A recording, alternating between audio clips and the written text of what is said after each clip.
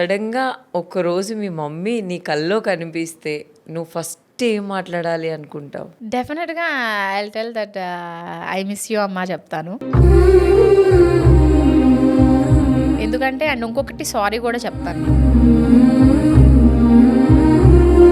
చాలా సార్లు నాకు మదర్ అయిన తర్వాత తెలిసింది. అంటే మనం ఏదైనా ఒకటి తప్పు చేస్తే సపోజ్ ఇప్పుడు అయాంష్ కానీ ఏదైనా సరే మనం ఏదైనా చేస్తే మనం ఎలాగా ఇదవుతాం అంటే నేను కొంచెం పెరిగిన తర్వాత కానీ నాకున్న వర్క్ స్ట్రెస్లో కానీ షూటింగ్స్ అప్పుడు కానీ నేను చాలాసార్లు ఆవిడ మీద అరిచేసి ఉండొచ్చు, లేదా ఆవిడ మాటకి నేను రెస్పెక్ట్ ఇవ్వకపోవచ్చు.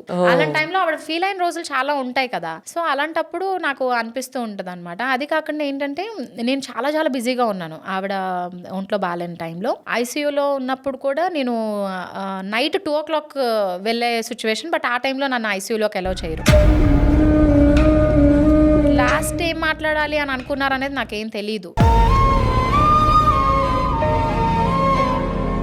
తర్వాత నేను వెళ్ళేటప్పటికి ఆవిడ లేరనమాట. తన హాస్పిటల్లో ఉన్నప్పుడు కూడా మీరు బిజీగా ఉన్నారు. హాస్పిటల్లో ఉన్నప్పుడు నేను హకీంపేటలో షూట్ చేస్తున్నా. సో ప్రొడ్యూసర్ తాండవ్ అన్నయ్యకే కాల్ వచ్చింది, వాళ్ళ మదర్కి కొంచెం సీరియస్గా ఉంది, మీరు ఇమీడియట్గా పంపించి సంథింగ్. ఆయన ఆ టైంలో చాలా హెల్ప్ చేశారు. కౌశిక్ అన్న అండ్ తాండవ్ అన్న, రామ్ జగన్ గారు వీళ్ళు నాకు చాలా సపోర్ట్ చేశారు ఆ టైంలో.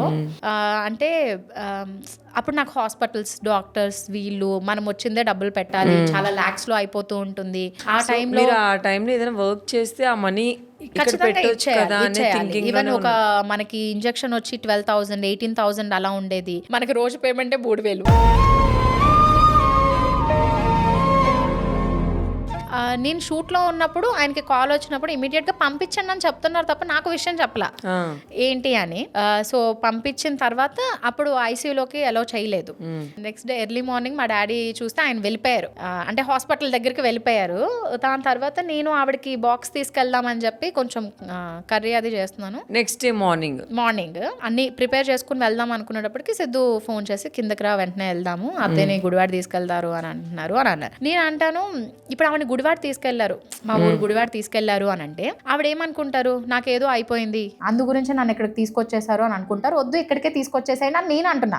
బట్ అప్పటికే నాకు తెలియదు కదా ఆవిడ లేరు అని నాకు హాస్పిటల్కి వెళ్ళే వరకు చెప్పు. సేమ్ థింగ్ డాడీది కూడా నాకు హాస్పిటల్కి వెళ్ళేంత వరకు ఏది చెప్పలేదు. 2 విషయాల్లో కూడా సిద్ధు ఉన్నారనమాట. అంటే ఇద్దరి దగ్గరికి కూడా సిద్ధుయే తీసుకెళ్లారు నన్ను హాస్పిటల్కి. ఇంత నవ్వు ముఖం వెనుక కొండంత బాధ ఉందా?